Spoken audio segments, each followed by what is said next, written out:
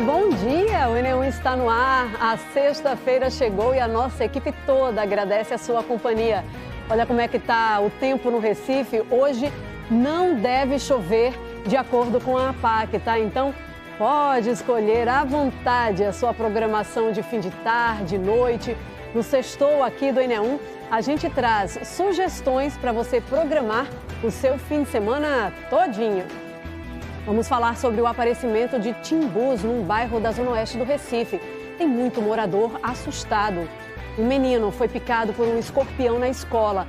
As orientações do que fazer diante de situações como essa, cada minuto conta. Informações da polícia sobre a prisão em flagrante de um grupo que furtava supermercados, farmácias e lojas na área central do Recife. A comunidade do bairro de Jardim Jordão, em Jaboatão dos Guararapes, acordou assustada hoje. Um vigilante de 60 anos foi morto a facadas. A polícia investiga. Um homem foi preso com 300 quilos de fios de cobre roubados. A gente falou ontem dos transtornos desse tipo de crime para todo mundo. Em Olinda, pacientes do SUS estão recebendo relógios inteligentes. O que esses relógios prometem fazer pela saúde do povo? Eu te conto aqui. Tem também uma reportagem que mostra que nem sempre mãe e bebê se adaptam de primeira à amamentação. É quando muitas mulheres desistem do aleitamento materno. Com orientação certa, é possível trazer conforto. No Recife, crianças e adolescentes podem se vacinar na escola mesmo. É para facilitar a rotina das famílias e aumentar a proteção dos estudantes. Ao vivo, a feira de confeitaria que mostra como tradição e inovação podem estar juntas para adoçar o paladar de clientes e garantir bons contratos. Simbora com o nosso Enem. Agora, 11h48, muitas mães enfrentam dor, cansaço e dúvidas nos primeiros dias de amamentação. No Recife, o apoio profissional tem ajudado famílias a superar dificuldades e tornar esse processo mais seguro e tranquilo também. Amamentar é natural, mas isso não significa que seja sempre fácil. Para muitas mães, o começo vem acompanhado de dúvidas, cansaço e até dor. Heloísa, mãe de Laura, sabe bem disso. Eu senti dor, senti dificuldade, a minha filha também estava com dificuldade.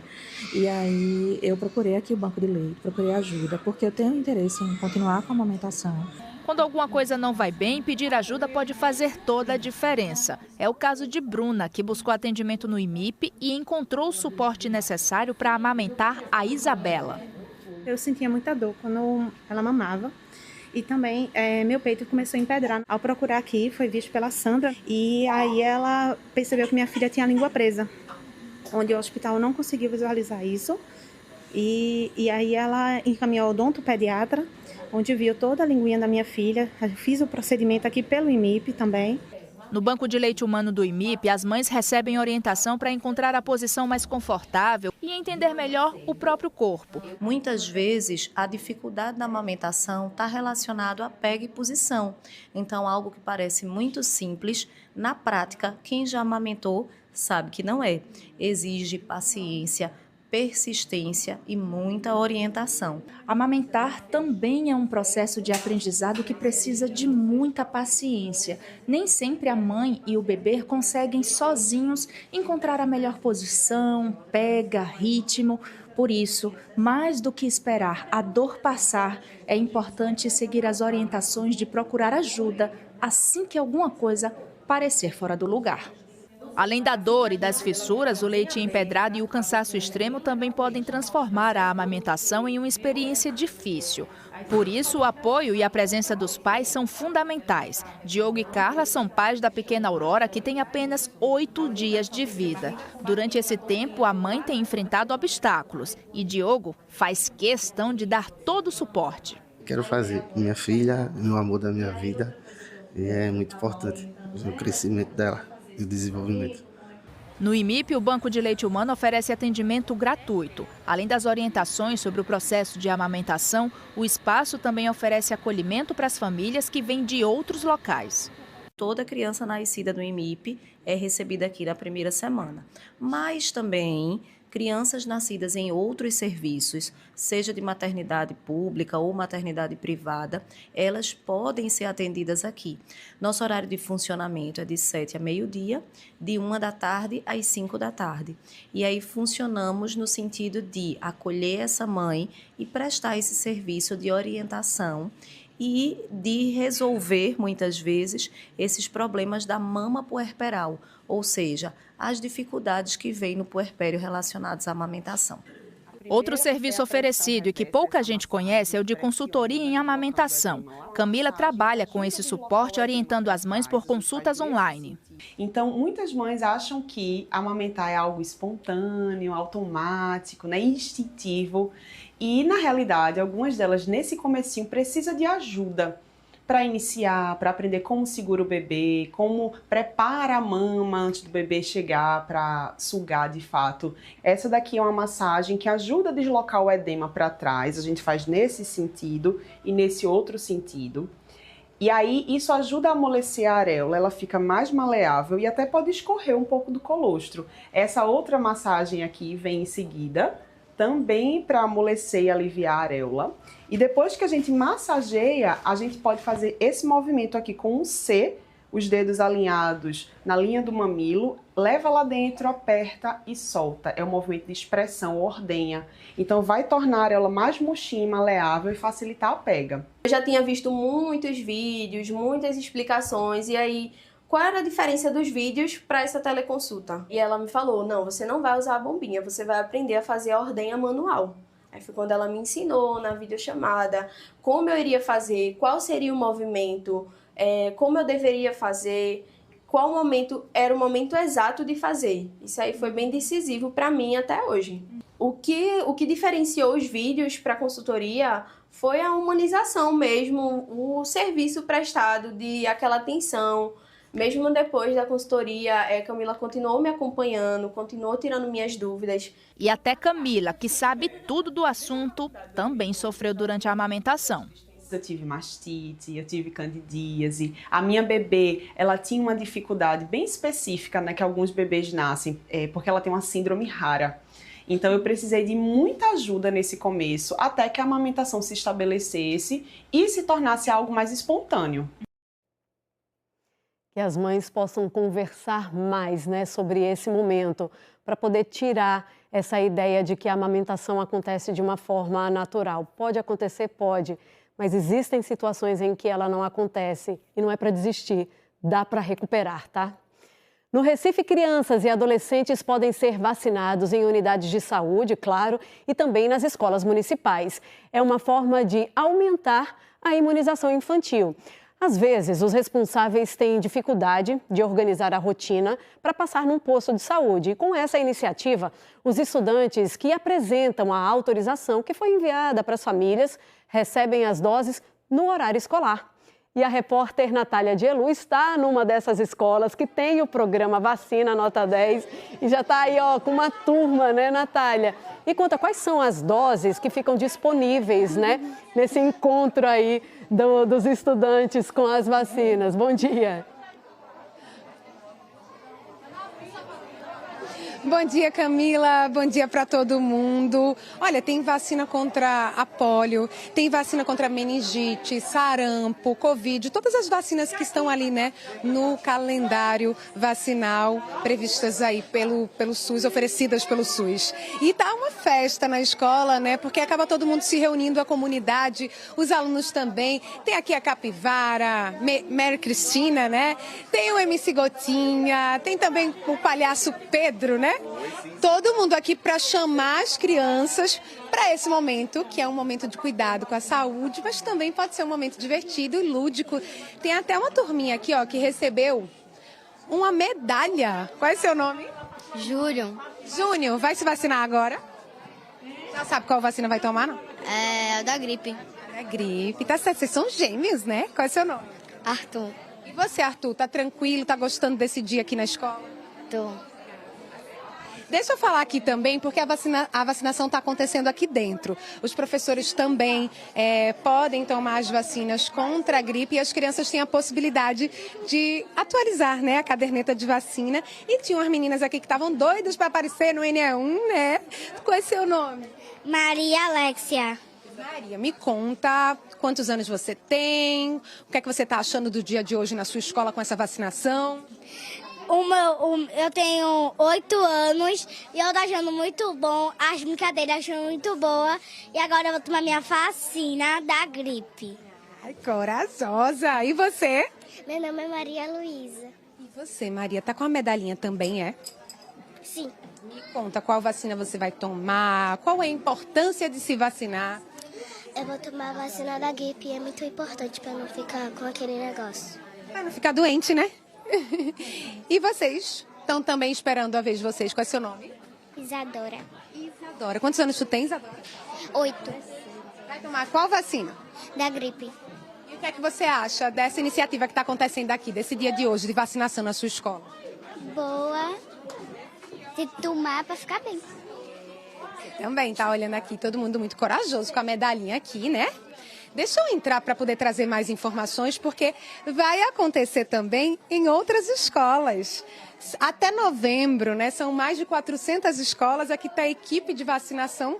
Agora até eu acho que não tem mais ninguém se vacinando, mas até pouco tempo tinha. A gente vai conversar com a secretária Luciana Albuquerque, secretária de Saúde do Recife. Fala pra gente, secretária, como vocês estão pensando nessa ação, né? Porque ela articula todo mundo, a comunidade, vai passar por vários bairros ainda, né? Bom dia para a senhora. Bom dia, Natália. Bom dia a todos que nos assistem. É uma pauta super importante essa da vacina. O Vacina Nota 10 é uma iniciativa integrada entre a Secretaria de Saúde e a Secretaria de Educação, com o objetivo que vai para além de ampliar a cobertura vacinal, que é essa integração da comunidade escolar, das famílias, das unidades de saúde, né? De promover a prevenção muito cedo, ainda quando criança, e de eliminar barreiras. Quando a gente chega na escola, não tem barreira nenhuma de acesso. Então, esse é o grande objetivo. É um programa que acontece em 2 etapas. A primeira etapa é essa integração entre a família e a comunidade escolar com atividades educativas, e a segunda etapa já é a própria vacinação. Então, a criança vem com o assentimento do responsável, com o cartão de vacina, e a gente faz a vacina nas escolas. E os professores também estão podendo se vacinar? Professores também estão podendo se vacinar, os trabalhadores dessas escolas também podem atualizar seu cartão vacinal. E o programa Vacina Nota 10 é uma lei desde 2024.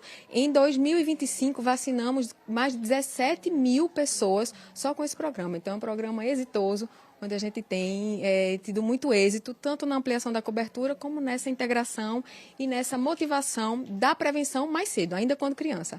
Funciona em creches e escolas. Que bom, secretária. A gente viu também o quanto as crianças estão felizes, né, com esse dia especial diferente na escola. As meninas agora estão esperando a vez delas para se vacinar. E é com essa mensagem, né, de vacina sim, vacina sempre, que a gente volta com essa iniciativa muito legal nas escolas do Recife. A gente volta com você, Camila. É sempre muito bom ver como que as famílias se mobilizam, né? Algumas puderam ir às escolas para poder acompanhar esse momento. Quem não pôde enviou a autorização assinada. Então, de fato, houve essa mobilização e vejam como que as crianças elas vão dividindo essa experiência, né? Um momento que pode ser muito construtivo, né? A família que não pôde ir tem ali a professora para ajudar a acolher no momento da vacina. E as crianças elas vão se reconhecendo, né? E vão dividindo os sentimentos que elas têm nesse momento da vacina, que é tão simbólico para elas, né? Preciso construir com as crianças uma relação positiva com o momento da vacinação, que é tão importante. Simbora agora ver como é que está o trânsito nesta sexta-feira. Costuma ser aquele dia meio complicado, né? Será? Bora então dar uma passadinha na zona norte do Recife. A nossa primeira parada é ali no trecho da Avenida Norte, no bairro da Mangabeira. A gente está vendo aí no lado direito, sentido centro da cidade, o lado esquerdo, quem está indo em direção ao subúrbio. Esse ponto fica ali, ó, perto do cruzamento, no cruzamento, melhor dizendo, né, com a Professor José dos Anjos, que é a avenida que tem o canal. A gente está vendo que nesse momento, por essa imagem, não tem nenhum problema para passar por aí. Vamos para Abdias de Carvalho, bairro dos Torrões. Aí a gente já muda a região da cidade, né? Zona oeste do Recife, bairro dos Torrões. uma importante saída para o interior do estado. Sinal de trânsito está fechado nesse momento, mas aparentemente sem intercorrências por aí. Agora vamos para a BR-101 em Prazeres, Jaboatão dos Guararapes. Esse é um ponto sempre muito movimentado, ainda mais numa sexta-feira. A movimentação é grande, mas o tráfego, a gente pode dizer que tá bom para quem está indo aí em direção ao Cabo, Litoral Sul também. Bora dar um pulinho com o Bruno Campos, nosso repórter cinematográfico que está circulando pela Avenida Mascarenhas de Moraes, no Recife. Esse é o sentido sul da Avenida Mascarenhas de Moraes, que passa pelo aeroporto do Recife. Nesse momento, a gente está vendo bastante movimentação no lado esquerdo, os carros passando. Agora aqui no lado direito, no sentido sul, onde Bruno Campos está, os veículos começaram a se movimentar, era por causa do sinal de trânsito, então, que eles estavam parados. Aparentemente, tudo bem aí na Mascarenhas de Moraes. Bora para a Avenida Presidente Kennedy, perto do cruzamento com a 2ª perimetral. A gente vê imagens de Ezequiel Quirino, que está lá em Olinda. E a gente vê agora, movimentação bem tranquila por aí, uma movimentação maior na 2ª perimetral, onde os motoristas estão cruzando agora a Presidente Kennedy. Mas o que a gente pode ver é que, pelo menos neste momento, 12h02 de sexta-feira, ainda tá bom para circular, tá? Quem é do ramo da confeitaria pode conferir até amanhã as tendências e as novidades da área num evento que está sendo realizado no Recife Expo Center. É a 2ª feira de confeitaria do Senac. Os portões eles vão ser abertos daqui a pouquinho, às 2 da tarde, tá? Mas o Enem1 já está lá dentro com a repórter Tiffany Barbosa, com um bolo gigante, é isso, Tiffany? Boa tarde para você. Oi, Camila, boa tarde para você, boa tarde a todos. Pois é, olha só, quando a gente chegou aqui, né, meu parceiro Nido e eu, a gente comentou o quanto tá bonito aqui, rapaz. Eu vou, inclusive, pedir para Nido mostrar para vocês. Tem esse bolo gigante aqui atrás de mim, mas também os estandes, já estão montados, está tudo muito organizado por aqui, para, como você disse, Camila, começar a receber o pessoal a partir das 2 da tarde. Amanhã, a gente está no 2º dia de evento, né? Amanhã tem mais, claro, e segue até às 9 horas da noite. Vai rolar, Camila, uma programação recheada aqui. E para a gente saber agora qual é, a gente vai conversar com Regi Dantas, que é diretor regional do Senac Pernambuco. O que é que o público vai poder esperar? Daqui a pouquinho ele está chegando, inclusive, né? Veja, essa feira, né, ela envolve tanto a questão da qualificação, né, para as pessoas que querem se preparar para trabalhar com a confeitaria, inovação e o empreendedorismo, né? A gente traz essa área, é uma área muito propícia para o empreendedorismo, para a geração de renda. Então, eles vão ter essas opções aqui em todo o evento. Para quem quer também gerar aquela renda extra, mas principalmente para aquelas pessoas que é uma oportunidade também para elas se inserirem no mercado de trabalho, né? Exatamente. Então, por isso que a gente mostra aqui as opções de qualificação que eles têm, né? Quem quer empreender nessa área, gerar renda, né? Atuar no mercado de trabalho ou através de emprego, ou ele mesmo empreender, a gente tem essas opções aqui no evento. E o que é que o público vai poder esperar? Qual é a programação? Tem grandes nomes vindo aí, né? Hoje nós temos aqui o César Yukio, né, que foi vencedor do primeiro Masterchef Confeitaria, por exemplo. Amanhã temos também toda a programação, sempre a gente está trazendo um chefe desses renomados, né, que já são conhecidos do público. Então, de participar de oficinas, né, de algumas interações aqui, fazer um network, né, para o setor. Então, tem de crianças, nós temos espaço para criança, então tem várias opções aqui na programação. Tem também muito workshop, palestra, né? Isso, palestras, workshops, né? Tem, como eu falei, né, de tanto do SENAC, né, ele tem assim, programação de SENAC, mas as próprias empresas elas estão trazendo também como ele pode utilizar aqueles utensílios. Né? Nós temos as empresas expositoras aqui que já comercializam os produtos para esse público e eles mostram como eles devem utilizar, como é na prática a utilização desses. A gente estava até comentando sobre como a técnica é importante, né?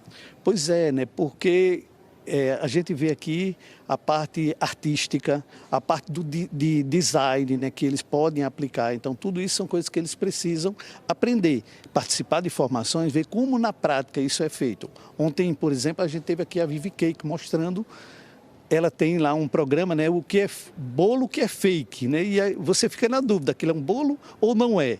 Né, e isso aprende na prática, né? E ainda tem uma ação solidária acontecendo. Isso. A inscrição é uma inscrição solidária, né? Ou 2 quilos de alimentos não perecíveis ou R$15. E todo esse recurso ele é revertido para o programa Mesa Brasil, que é administrado pelo SESC. Né? E são doações que são feitas para as entidades que são beneficiadas pelo programa Mesa Brasil. As inscrições podem ser feitas por onde? É o site do SENAC, www.pe.senac.br/confeitaria. Então aproveita para fazer um chamamento, um convite para o pessoal de casa comparecer aqui hoje, amanhã, o horário, tudo. Compareçam hoje, tanto hoje quanto amanhã, né? A gente tem aí uma programação bem extensa, né, que vocês vão ter a oportunidade de ver na prática, né, aquilo que de repente você pensa em se qualificar, em trabalhar com confeitaria, e aqui você vai ver várias oportunidades, inclusive tem alunos do SENAC aqui expondo os trabalhos deles que aprenderam nos cursos. Muito obrigada pela sua participação aqui no nosso NE1. Tá aí, Camila, o pessoal que está nos acompanhando, não perde tempo, faz a inscrição hoje e amanhã, das 2 da tarde até as 9 horas da noite, aqui no Recife Expo Center. Eu volto com você no estúdio. Tiffany, são produtos assim que são verdadeiras obras de arte, né? Aqui no estúdio a gente estava comentando que dá até pena de cortar, né? Mas com certeza são produtos bonitos e gostosos também, né? Muito obrigada, viu, pelas informações. E a seguir, um homem foi preso com 300 quilos de fios de cobre roubados. A gente falou ontem dos transtornos desse tipo de crime para todo mundo. Um menino de 3 anos foi picado por um escorpião, ele estava na escola. E a gente vai explicar como deve ser feito o socorro em casos como este. E ainda, moradores de um bairro do Recife reclamam do aparecimento de timbus dentro da casa deles. O NE1 volta já já com essas e outras informações.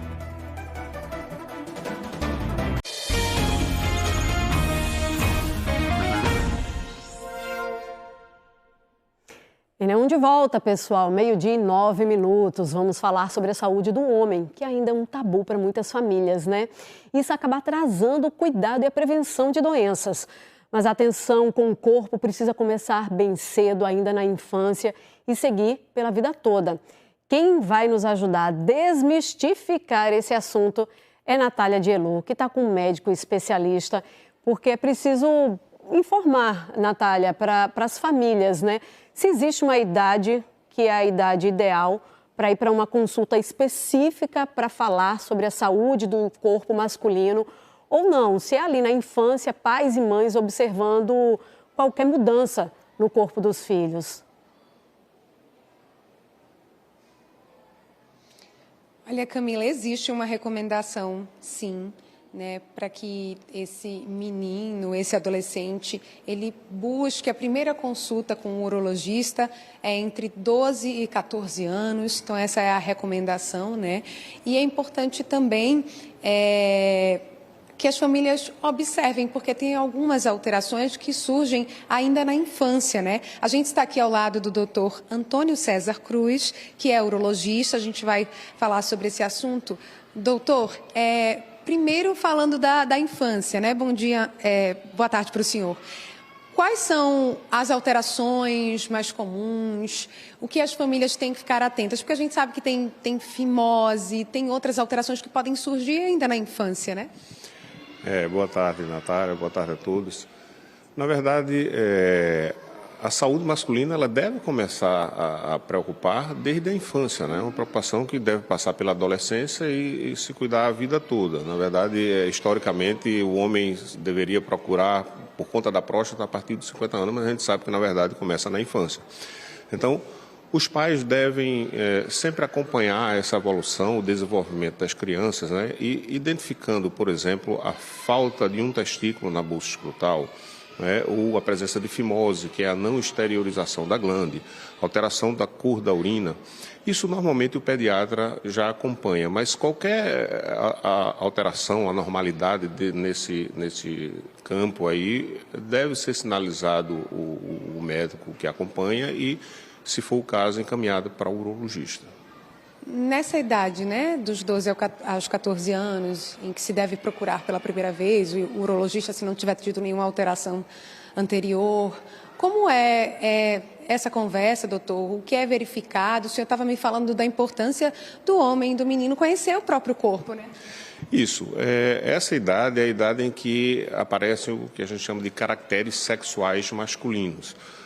Os caracteres secundários, como o aumento do pênis, o desenvolvimento dos testículos, aparecimento de pelos pubianos, o adolescente começa a perceber a ereção, a ejaculação. Então, é importante a orientação, porque aí pode iniciar-se a vida sexual, então a orientação com relação à infecção sexualmente transmissível, de como evitar o uso de preservativos, a orientação com relação à vacinação contra o HPV.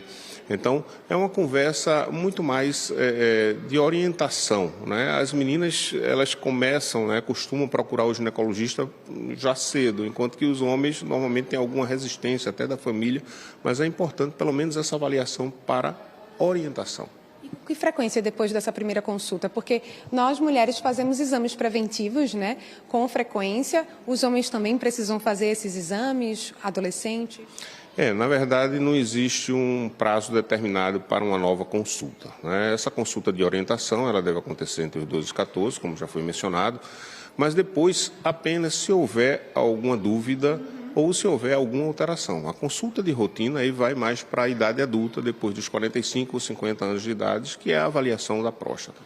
Doutor, um dos pontos muito importantes, a gente estava conversando antes de começar, é a questão da higiene íntima, As mulheres já têm o hábito de se enxugar depois, de ir ao banheiro, e alguns homens às vezes não têm esse hábito. Isso pode ser bem ruim, Pode. E quando a gente fala em adolescente, a gente está falando um hábito que ele vai criar, que vai levar para o resto da vida, Então, na adolescência, se ele não cuida dessa higienização, ele pode desenvolver infecções no pênis, as chamadas balanopostite, que é bastante comum, Porque o acúmulo ali de líquido, até o próprio suor, então deixa a região mais quente, mais úmida, e isso facilita a infecção por fungo. Essa balanopostite é bem frequente. E essa falta de higiene, se persiste pela idade adulta, se torna a causa mais frequente de câncer de pênis. É importante que as famílias conversem com os filhos, com os meninos, para ensinar, para incentivar esse hábito, doutor? Isso, assim como o homem ele deve conhecer o próprio corpo, Então, identificando alguma alteração no corpo, como um caroço no testículo, uma alteração de volume testicular ou do pênis, ele deve procurar ajuda. Tá certo, doutor. Muito obrigada por essa conversa, por essas orientações. A gente volta com você, Camila. Esse é um assunto sempre necessário, Muito obrigada aos dois. 3 mulheres foram presas em flagrante por furtos em série na área central do Recife. Elas agiam em supermercados, farmácias e lojas e já vinham sendo monitoradas pela polícia por causa da repetição desses crimes. As suspeitas já têm antecedentes criminais e causavam prejuízos constantes aos comerciantes da região. Daniele Fonseca, ela acompanhou a divulgação das informações desse caso com a Polícia Civil e agora chega ao vivo ao NA1. Daniele, com você. Oi, Camila. Eu falo ao vivo aqui da sede da Polícia Civil, onde agora há pouco foram divulgadas as principais informações sobre esse caso. Essas 3 mulheres têm 26, 30 e 45 anos de idade, todas já com passagem pela polícia. Uma delas, inclusive, chegou a ficar presa por 8 anos por vários crimes que ela cometeu. A gente vai conversar mais sobre esse assunto, trazer outros detalhes com o delegado Ernesto Novaes. Então, delegado, como a polícia chegou até essas mulheres? Boa tarde. Boa tarde. Bom, a nossa equipe, cerca de um mês atrás, começou a receber informações de que uma rede de receptadores comercializava no centro da cidade diversos produtos, entre eles gêneros alimentícios, artigos de higiene e produtos eletrônicos a preços muito inferiores aos praticados no mercado. Então, começamos a fazer diligências no sentido de identificar esse grupo de criminosos, essa associação criminosa. Foi quando nós observamos que era frequente a presença dessas 3 mulheres, sempre levando mercadorias para o centro da cidade, desovando essas mercadorias lá, retornando para locais diversos, porque elas praticavam esses furtos em diversos estabelecimentos comerciais da capital e região metropolitana da cidade, farmácias, supermercados, e retornando com esses produtos. Produtos de difícil rastreio, como peças de picanha, artigos de higiene pessoal. Então, ontem a nossa equipe fez o acompanhamento dessas mulheres que chegaram no período da manhã no centro da cidade, deixaram produtos que já tinham subtraído e seguiram novamente para uma nova empreitada criminosa, um novo furto, dessa vez num supermercado localizado no bairro de Areias. Elas foram presas por qual crime especificamente ou quais crimes? Foram autuadas e presas em flagrante por associação criminosa e furto qualificado. O que surpreendeu a polícia nessa história, doutor? Bom, surpreendeu que entre as 3, todas elas têm passagem pela polícia. A mais velha, que é a cabeça da organização, tem diversas passagens por roubo, por furto, lesão corporal, resistência. Uma delas tem passagem por homicídio, passou 8 anos presa, cumprindo pena por esse crime. E a outra também passagem por roubo. Com essa prisão de agora, a pena que pode ser aplicada a elas deve chegar a quanto tempo de prisão? Somadas essas penas ultrapassam 15 anos, podendo, no caso das 2 que estavam em regime de cumprimento de pena mais brando, ter esse regime de cumprimento regredido, ou seja, voltarem para o sistema carcerário. Onde elas estão agora? Elas devem estar sendo submetidas na manhã de hoje à audiência de custódia. Nós representamos pela prisão preventiva de todas as 3, mas aí essa determinação, essa decisão caberá ao Poder Judiciário. Elas ofereceram algum tipo de resistência, delegado, no momento da prisão? Não, elas não ofereceram nenhum tipo de resistência. A equipe fez a abordagem no estacionamento ainda do supermercado, que coincidentemente também já estava monitorando a presença delas ali, porque não era a primeira vez que elas tinham passado por lá. Então a abordagem foi inclusive simultânea, foram conduzidas até a delegacia e durante todo o momento não ofereceram nenhum tipo de resistência. Elas se passavam por clientes? O que disse o pessoal, a equipe lá dos supermercados? Bom, o que a gente apurou é que elas frequentavam supermercados se passando por clientes, com carrinho nas gôndolas, enfim, e nesse percurso subtraindo os objetos dentro de bolsas e nas vestes pessoais. Delegado, a gente agradece a participação do senhor aqui no NE1. A gente volta contigo aí no estúdio. Camila. Obrigada, Daniela, e ao delegado também. Um motorista de ônibus de 31 anos foi agredido após uma briga de trânsito no bairro do Curado 4, em Jaboatão dos Guararapes. Câmeras de segurança gravaram tudo. Nas imagens, dá para ver o momento em que o dono do carro sobe a escada do veículo e bate no rosto do trabalhador.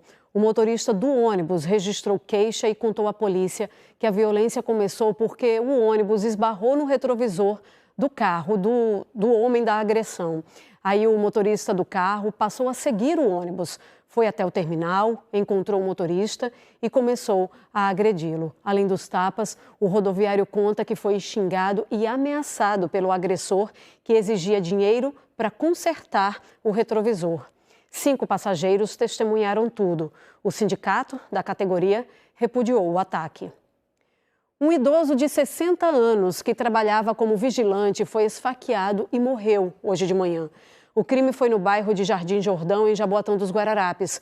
A comunidade acordou assustada. A nossa equipe esteve no local. O crime aconteceu ali naquele beco, ao lado daquela casa aqui na rua Nossa Senhora do Desterro, no bairro de Jardim Jordão, em Jaboatão. A vítima era Manuel Delmiro da Silva, de 60 anos.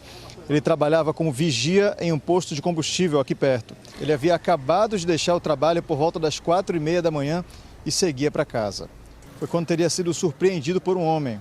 Manuel foi esfaqueado várias vezes em diferentes partes do corpo, inclusive na barriga. A polícia informou que nada foi levado da vítima. O crime aconteceu por volta das 5 da manhã nessa rua que é predominantemente residencial. Os moradores acordaram assustados com a movimentação e pouco tempo depois a polícia militar chegou aqui ao local.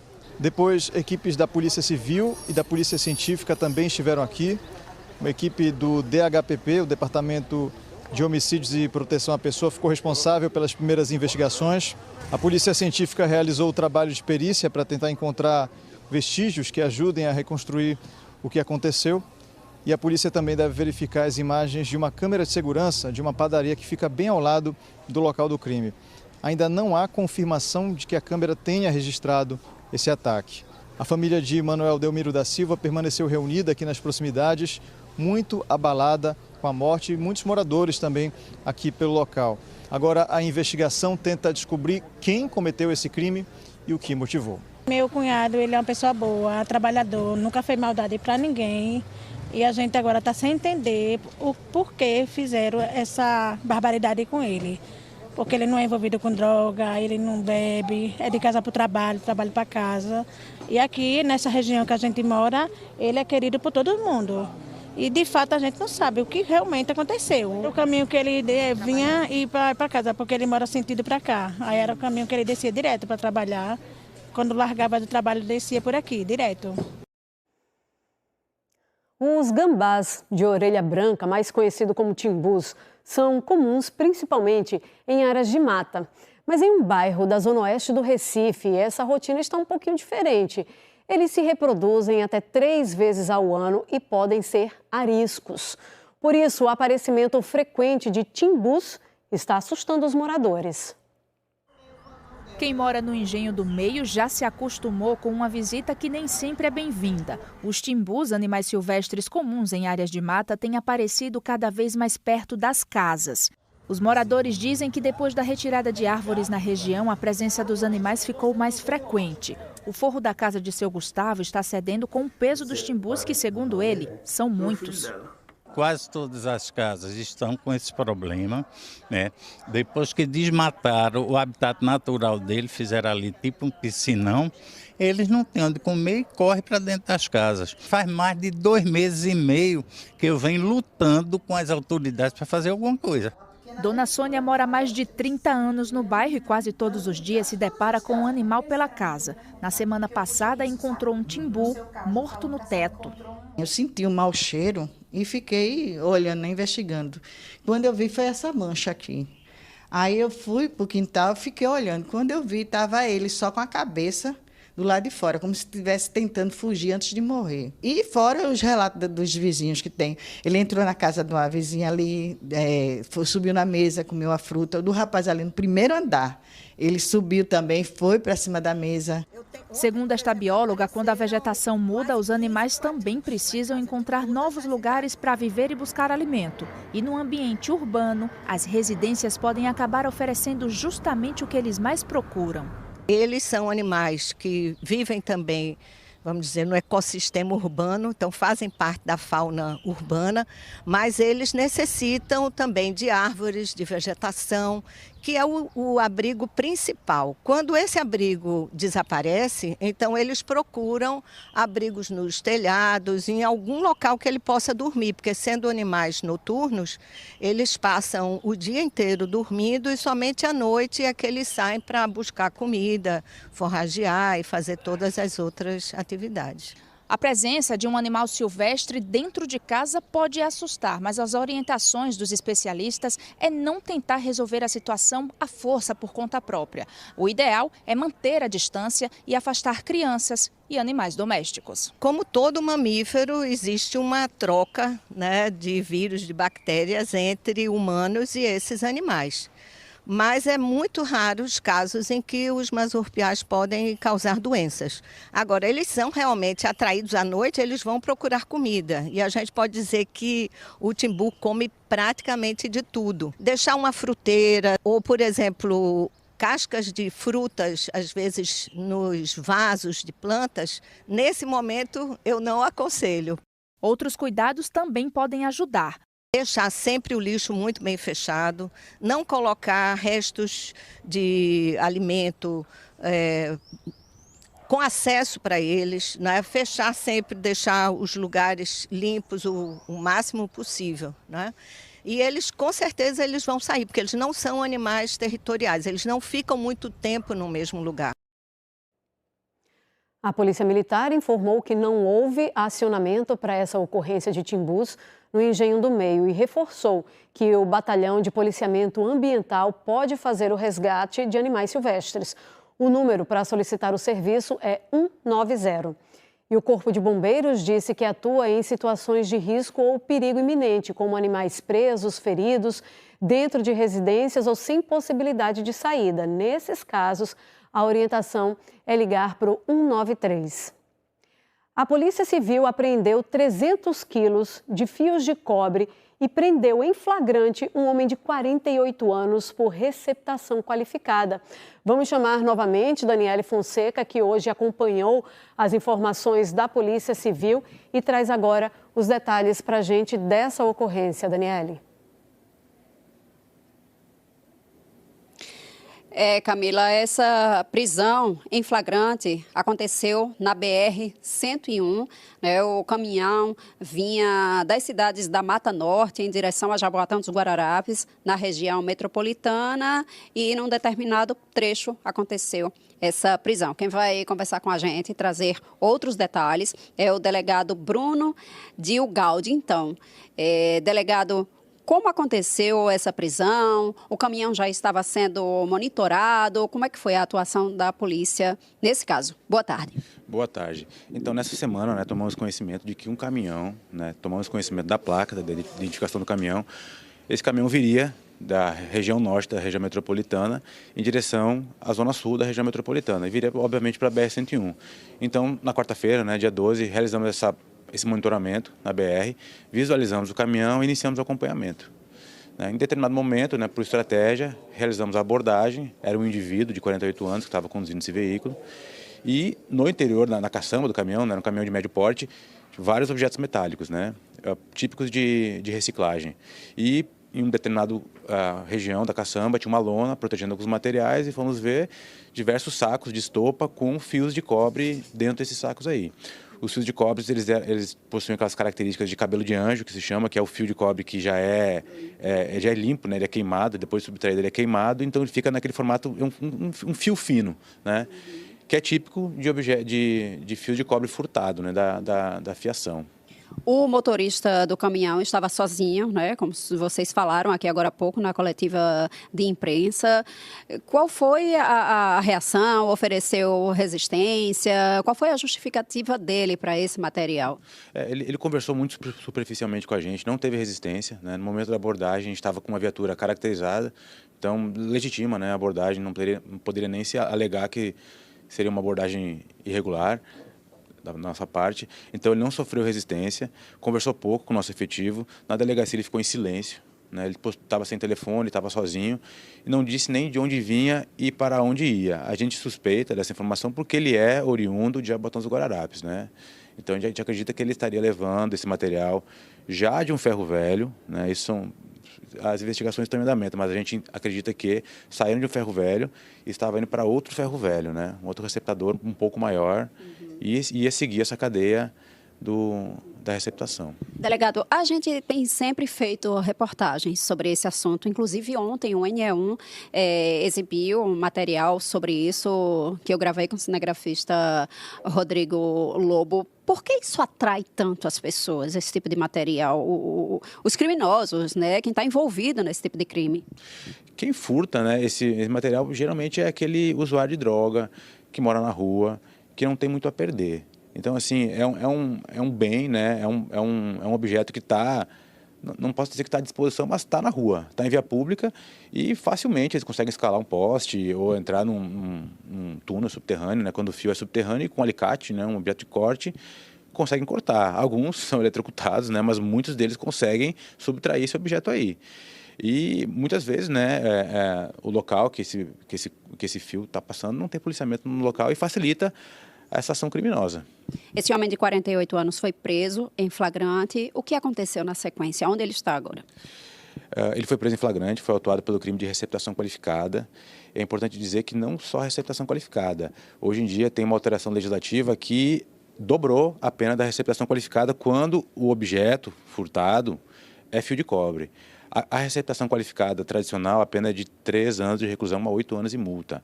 Quando se trata de fio de cobre, a pena vai para 6 a 16, porque ela é dobrada. Ele foi autuado em flagrante dia 12, quarta-feira. Na quinta, foi submetido à audiência de custódia, porque o crime ele é inafiançável em delegacia. E na audiência de custódia ele foi posto em liberdade com monitoramento eletrônico. Delegado, obrigada pela participação aqui também no NE1, trazendo essas informações. Camila. A gente agradece daqui também, Daniele, doutor Bruno. Está internado no Procap, o pronto-socorro cardiológico, um menino de 3 anos, picado por um escorpião em Igaraçu, no Grande Recife. As dores intensas começaram cerca de 10 minutos depois da picada. André Luiz foi picado por um escorpião na escola onde estuda, no município de Igaraçu, na região metropolitana. Foi no 2º dia de aula.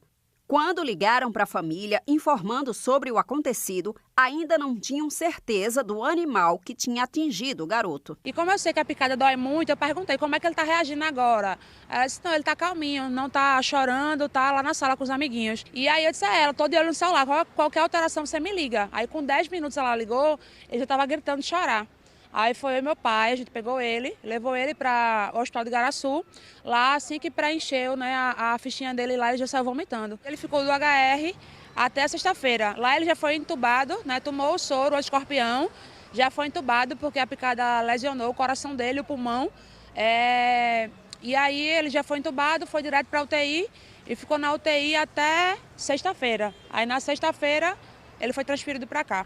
O menino segue internado na UTI do Procap, no bairro de Santo Amaro, área central do Recife. De acordo com Letícia, o filho vem apresentando melhoras. Foi estubado, o coração dele do eco que a gente fez ontem está normalzinho, graças a Deus. E tirou a sonda do xixi e aguardar os próximos dias. Como a médica disse aqui, de fato, é viver um dia de cada vez. O escorpião que picou a mão do menino foi desta espécie de cor amarela. De acordo com a Secretaria Estadual de Saúde, de janeiro até julho deste ano, foram 9.932 atendimentos a vítimas de escorpião aqui no estado. Durante todo o ano de 2025, foram 19.591. A mãe se apega à fé para suportar tudo aquilo que o filho de 3 anos vem passando. Deus, ele mostrou que ele se faz presente na minha vida, que o testemunho vai ser grande e que ele está cuidando de tudo. Ele vai ficar bem. A escola Lorena de Fátima, onde o menino foi picado pelo escorpião, lamentou o ocorrido e disse que fez os primeiros atendimentos no ambiente escolar. Disse também que a equipe se mobilizou para identificar o animal e enviou a foto para a mãe da criança. A escola afirmou que reforçou a dedetização de todo o ambiente.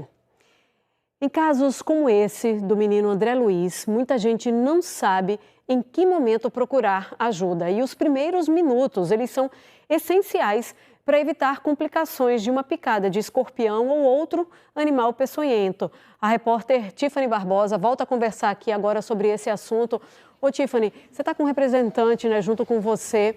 Queria que você falasse, perguntasse assim, se dá para desconfiar na picada de um animal que seja mais perigoso. Porque às vezes as crianças são picadas por mosquitos, por formigas e nem sempre, num primeiro momento, dá para a gente saber de qual bicho que é.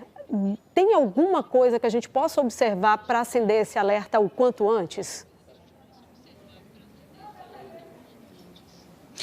Oi, Camila. Pois é, né? Picada de escorpião é bastante comum. A gente viu aí na reportagem, são mais de 19 mil casos por ano. E a gente vai conversar agora com Eduardo Bezerra, que é diretor-geral de Vigilância Ambiental da Secretaria Estadual de Saúde. Já começo perguntando algo que a Camila disse aqui no estúdio, que é muito importante. Tem alguma forma da gente identificar que a picada é de escorpião? Porque tem muita criança, tem muita gente que tem picada de mosquito, de aranha, né? Mas tem como identificar que é de escorpião? Boa tarde para você. Boa tarde. Se você não tiver o animal ali, não souber o que picou, às vezes é dormindo, você não sabe direito, é um pouquinho difícil.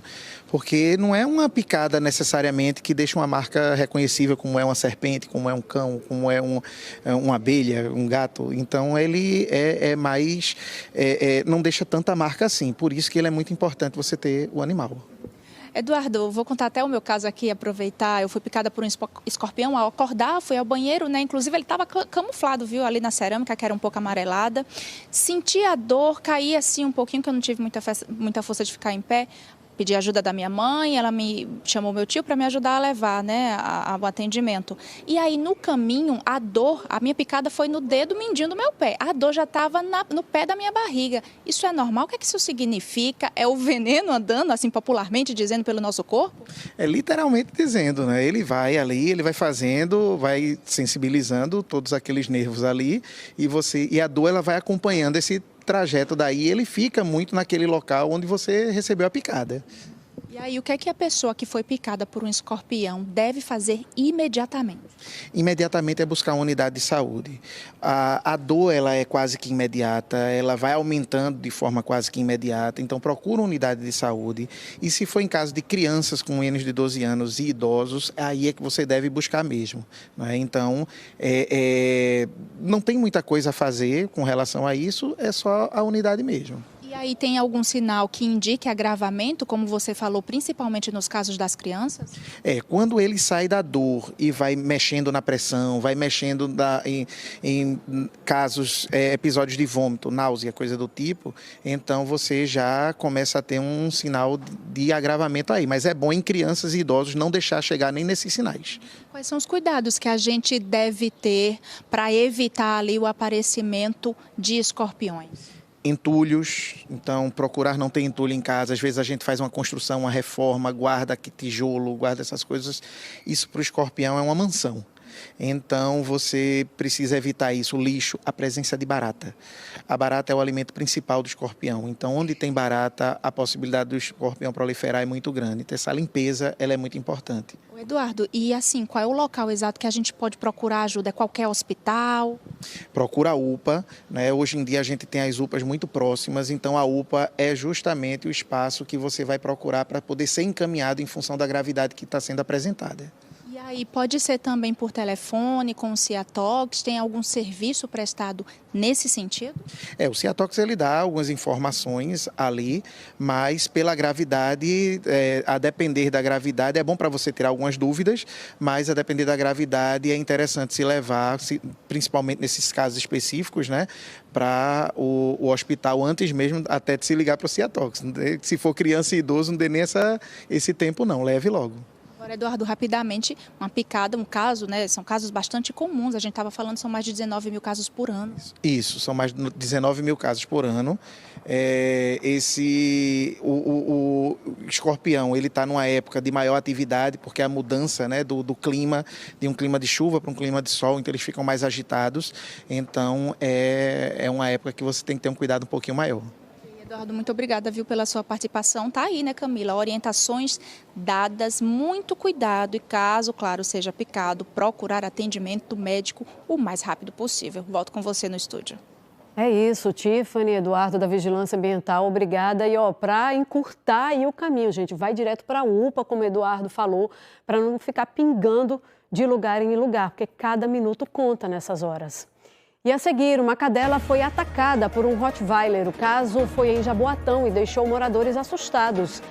E hoje ainda, as opções de diversão para o seu fim de semana. O Enem1 volta num instante só, 12h39.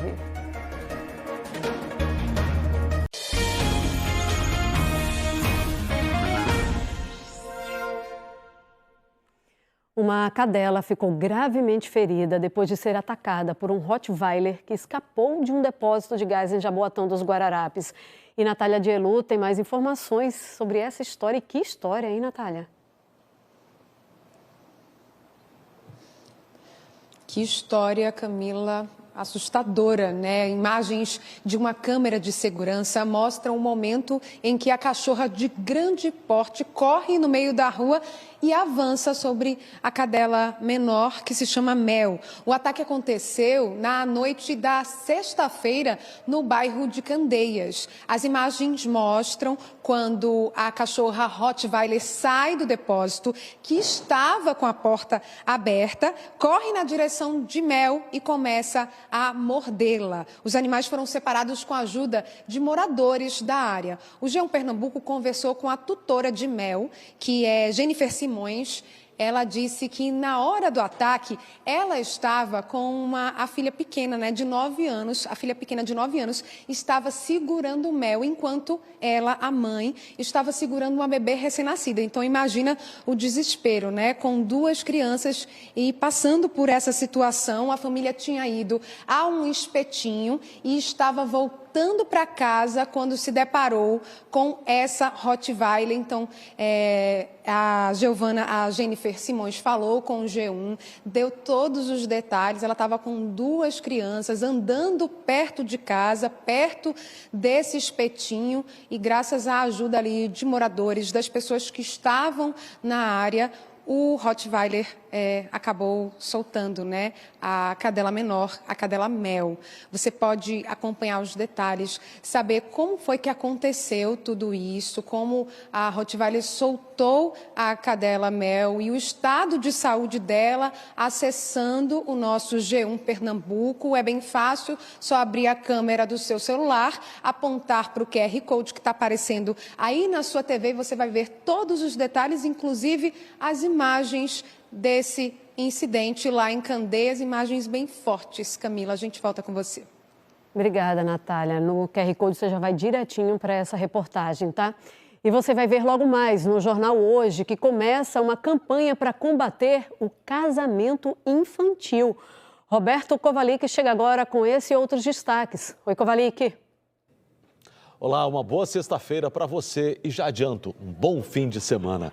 Você vai ver no JH, ponte desaba em Mato Grosso do Sul. Bombeiros localizaram o corpo de um motorista de um caminhão que caiu no rio. O Tribunal Superior Eleitoral suspendeu novas filiações partidárias depois de identificar tentativas de alterar partidos do presidente Lula e do caso do senador Flávio Bolsonaro.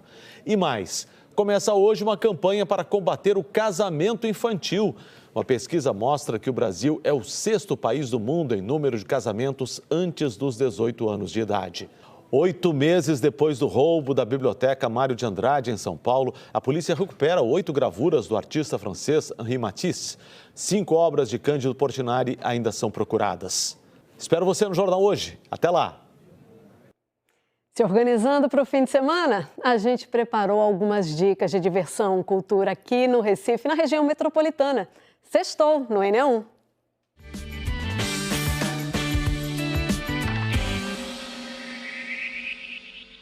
Sexta-feira, dia 14, às 18 horas, a gente se encontra, sabe aonde? No Cine Teatro Bianor, que fica lá em Camaragibe. Vai ter show de Diego Cabral e Banda Vírus. Nessa sexta-feira, dia 14, estaremos com vocês no Mustang Boa Vista, a partir das 19 horas, com o especial Bar do Alencar. Então você não pode ficar de fora dessa. Vem com a gente. Fala galera, sou Na Estrada e tô passando por aqui para te convidar hoje, às 8 horas da noite, dia 14, no espaço Grupo São Gente Teatro, na Rua do Apolo, número 170, Refazendo, projeto Na Encanta Gil. Quem tá falando aqui sou eu, André Raizeiro, passando para te fazer um convite super bacana. Ó, nesta sexta-feira, a partir das 20 horas, lá na Avenida Cláudio Gueiros Leite, Nossa Senhora do Ó, no Caldinho do Tinho, vai ter André Raizeiro ao vivo. Eu sou Naná Sodré e tô passando aqui para te convidar para as apresentações do espetáculo A Receita. Elas acontecerão nos dias 14 e 15 de agosto, no espaço Poste Soluções Luminosas, ali na Rua do Riachuelo, 641, centro do Recife, às 19 horas. Jonathan Zanofre aqui, vindo fazer um convite para vocês. Próximo sábado, dia 15 de agosto, às 15 horas, vai acontecer a estreia do meu novo espetáculo Nascimento das Encruzes. Ele vai ficar em curtíssima temporada lá no Teatro Clênio Vanderlei, na Casa da Cultura. E eu espero vocês, vai ser uma tarde de muita música, muita poesia. Fala aí, galera de Recife, Dilcinho passando aqui para te convidar para a estreia do Pagode do Diferentão na cidade. A gente vai estar junto nesse sábado, dia 15 de agosto, na Cachaçaria Carvalheira. A partir das 15 horas eu tô esperando todos os meus fãs, toda a galera pagodeira pra gente curtir junto, tá? Beijo grande, tamo junto. Coral Edgar Moraes e Orquestra Malassombro trazendo um novo projeto para vocês. Roda de Frevo de Bloco, que vai acontecer no dia 15 de agosto, sábado, no Alma Arte Café, em Olinda. Eu sou Ivo Távora e queria convidar todos vocês para no dia 15 de agosto, na Vila Bonfim, em Olinda, Conjunto Maravilha, Comigo Ninguém Pode e DJ Ureia, na 5ª edição do Sou Olinda, a partir das 18 horas. Vamos embora. Hora de saber os destaques do Globo Esporte. Chegue mais, hoje é com o Diogo Marques, viu? Oi, Camila, tudo bem? Boa tarde, gente. Boa tarde para todo mundo. A gente está terminando de preparar o Globo Esporte de hoje, que está muito legal e está muito cheio também, né? Porque temos uma sexta-feira com 2 jogos, o Náutico entra em campo hoje, o Sport entra em campo hoje, o Santa entra em campo amanhã. E agora eu vou abrir meu coração, Camila. Eu vou falar um relato pessoal. Nos meus 34 anos, uma coisa que eu aprendi trabalhando no futebol agora, né, sendo torcedor, é o seguinte: nunca duvide da capacidade do futebol pernambucano de estragar o seu fim de semana. Que isso? Mesmo quando tudo parece na maior paz, ele é capaz de estragar. Porém, dessa vez, tudo leva a crer que teremos um fim de semana de paz. Por quê? O Sport vai pegar o Londrina na ilha, o Londrina está na zona de rebaixamento da Série B, o Náutico vai pegar a Ponte Preta. A Ponte Preta, gente, não ganha há 15 partidas. Nessa sequência são 13 derrotas, é a lanterna do campeonato, o jogo é fora de casa, mas o Náutico tem muita condição de ganhar. E amanhã o Santa Cruz vai jogar em casa, arena lotada, contra o Maranhão, que está fora do grupo de classificação, ou seja, tudo para dar certo. Então é para manter a expectativa lá em cima, porque quando você começou a falar a frase, eu achei que fosse alguma coisa bem positiva, coisa boa, né? E depois era negativa, e depois não. Positiva de novo. Agora sim, o povo sabe disso. A prova que o povo sabe disso é que a gente foi pra rua conversar com o povo e vai mostrar daqui a pouquinho no Globo Esporte. Vê só um trechinho aí. Se o Sport perde na sexta-feira, mas se o Náutico perder na sexta-feira à noite, fica como no final de semana? Fica chato, não fica? Se perder, não vai estragar o final de semana, não? Não, vai não, meu não. Não vai deixar de ir pro brega por conta do esporte, não? Jamais. A senhora tem uma cara que sabe aproveitar, viu? Eu vou te falar que eu acabei de assistir essa reportagem ali e tá muito engraçado, tá muito divertido. Você não perde por esperar o Globo Esporte, que é daqui a pouquinho. A gente também, claro, vai contar uma história muito linda. Perguntinha de português pra você que tá em casa aí. Você sabe qual é o feminino de jockey? É joqueta. Agora, pouca gente sabe, porque aqui mesmo a gente não fala de joqueta. Ela é a primeira joqueta de Pernambuco, você acredita? Ela tem 14 anos, a gente vai contar uma história linda, tá aqui, da Ana Carol, que começou no pônei e disputou a primeira competição dela e já venceu simplesmente o melhor ou um dos melhores jockeys do Brasil. É uma história linda, uma história emocionante. A gente já estava acompanhando a Carol quando ela era bem pequenininha. A gente tem na reportagem ela pequena, ela hoje, depois de realizar o sonho. Tudo isso para você daqui a pouquinho no Globo Esporte. A gente se encontra daqui a pouco. Joqueta. Gravei. Quem não gravou, vai grava e volta aí. Correndo, viu? Feminino de jockey, joqueta. Tchau. E a seguir, pacientes do SUS estão recebendo relógios inteligentes em Olinda. O que esses relógios prometem fazer pela saúde do povo, eu te conto já na volta do NE1.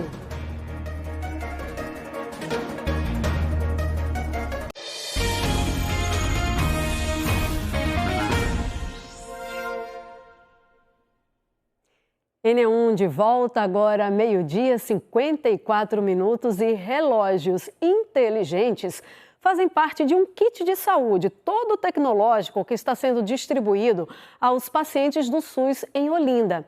Mas não é para todo mundo, tá? É um teste de uma tecnologia que monitora à distância pressão arterial, os batimentos do coração, alterações que possam indicar que a saúde está em perigo. É como se 50 olindenses, pacientes de alto risco do SUS, tivessem, a partir de agora, um assistente virtual cuidando da saúde deles 24 horas por dia. A Débora teve 2 gestações interrompidas. Por trás dos sonhos frustrados, a hipertensão. Aos 3 meses de uma nova gravidez, um motivo para acreditar. Ela está entre os 50 pacientes de Olinda que vão receber um relógio inteligente. Ele vai acompanhar dados do corpo e enviar as informações para uma central de monitoramento. E ninguém sabia o que tinha causado a minha perca gestacional. Aí depois de muito tempo, já no final da gestação, descobriram que foi por causa da pressão emocional. Para muitas pessoas, pressão emocional é besteira, ninguém liga, só foi um descuido ali, subiu e tá normal. Mas não, ele realmente causa coisas que a gente não sabe, vai coisas além. Muitas vezes também pode causar até um infarto e a pessoa não sabe o que causou o infarto. Eu estou muito feliz e muito lisonjeada, até porque eu fiquei com bastante medo. Eu tive essa perca de um dos gêmeos e também tive outra perca por 7 semanas, por causa da pressão também. E, eu pedi apoio para ir para o alto risco e ninguém quis me mandar para o alto risco. E, agora eu estou indo para o alto risco, tudo certinho. Porém, mesmo assim, eu estava com medo, porque eu não tinha tempo de poder ficar monitorando minha pressão, ficar verificando. E, querendo ou não, a gente que é mulher, a gente tem o percorrer do dia a dia, no trabalho, em casa. E muita gente não tem tempo de ir no posto, de ir numa farmácia, não tem o dinheiro para poder comprar um aparelho para ficar monitorando. O relógio acompanha em tempo real informações como pressão arterial, batimentos do coração, oxigenação e temperatura do corpo. É aqui, nestas telas, que a equipe de saúde acompanha à distância quem usa o relógio ou a inteligência artificial. Além de saber onde estão os pacientes, a equipe recebe alertas se algum dado indicar uma possível mudança no estado de saúde do paciente. E todas as informações pessoais que orientam o atendimento estão protegidas pela Lei Geral de Proteção de Dados. Esses 50 pacientes não vão só receber o relógio. É um relógio, é uma fita, tá? Para medição da questão da medição de circunferência abdominal, dos braços, pernas, para a gente ver como é que está o teor de gordura no corpo humano, tá? E a balança de biopedância. A gente colocou esse projeto com um prazo de 8 meses iniciais, até para a gente poder acompanhar, ver como é que está esse monitoramento, né? Ver quais foram, o que as ferramentas elas podem, inclusive, ser acrescidas ao longo do projeto.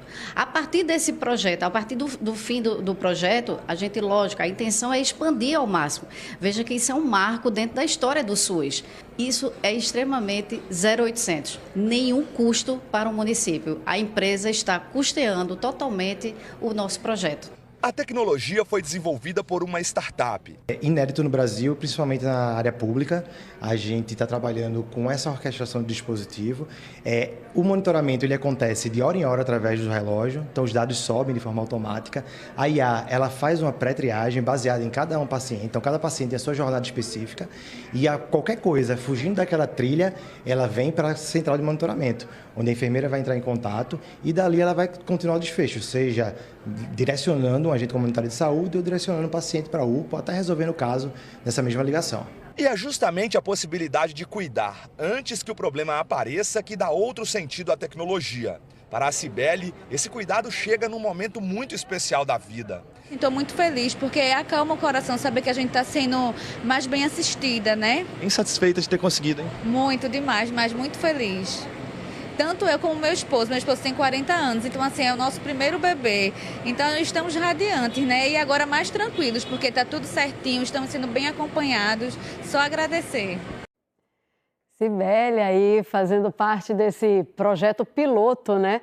Lá em Olinda. A gente vai continuar acompanhando na torcida para que dê certo, né? A inteligência artificial sendo usada para aquilo que é o propósito dela, né? Trazer a tecnologia, os avanços tecnológicos para contribuir com a população.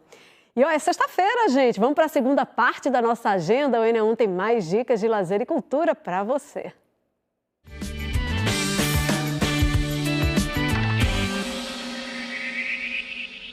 Alô, minha galera, nós somos da banda Magníficos, passando aqui para convidar vocês para uma noite de clássicos do forró no Classic Hall em Olinda. Vai ser um evento maravilhoso. A gente está super ansioso para cantar para vocês. Aqui é Lu Raul, vocalista da banda Caroço e Manga.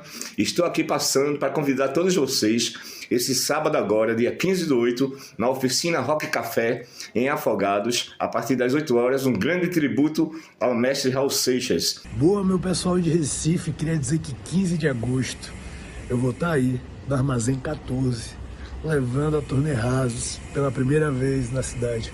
Cola comigo, chega, vai ser um dia muito especial. Alô Recife, alô Pernambuco, tudo bem? Eu, ator Guilherme Leme, estou passando aqui para te fazer um convite. Eu vou fazer a minha peça O Estrangeiro no Teatro Luiz Mendonça, nos dias 15 e 16 de agosto, sábado e domingo. Então, vem com a gente. Banda Luminar passando para convidar vocês para dia 16 de agosto, agora é domingo, hein? nossa comemoração de 40 anos lá no Clube Ferroviário de Afogados. Você não pode perder, tô esperando você. Vai ser bom demais. Vamos cantar Eu, Você e Labaredas no Clube Gigante do Samba. É o baile do Brega Retrô, domingo, dia 16 de agosto, com banda Labaredas e muita gente cantando para vocês e com vocês. Somos da Paixão Brasileira do Brega. É nesse domingo, a grande manhã de sol, no Clube das Pais, e vai ser ao vivo, né, Andrezão? É isso aí. Todo mundo convidado dia 16, agora, domingo de agosto, no Clube das Pais. Paixão Brasileira, Kelly Silva, Orquestra das Pais e Rei do Repertório. Alô, rapaziada, quem fala aqui sou eu, Mamão Xambá. Quero convidar todos vocês para domingo agora, dia 16, a partir das 2 horas da tarde, na comunidade Xambá, 11 anos do Coco Mamão Xambá, então venha curtir esse coco maravilhoso. Você que tem mais de 40 anos, imagina reviver os melhores momentos da sua vida em um espetáculo que fala dos grandes festivais da música brasileira, mas também com comerciais da época e com histórias de bastidor. É nesse domingo, dia 16, às 4 horas da tarde, no auditório do Instituto Marcos Hacker, em Boa Viagem. E lembrando que para hoje, pessoal, pode ficar à vontade para escolher a programação, porque de acordo com a APAC não deve chover, como eu já adiantei no início do Enem1. E está terminando agora. Hoje à noite você confere o último capítulo da novela Coração Acelerado, logo depois do Enem2, tá? Você pode rever, compartilhar as nossas reportagens a qualquer hora no Globoplay. Uma ótima tarde para você. Fique agora com o Globo Esporte. Até amanhã, viu?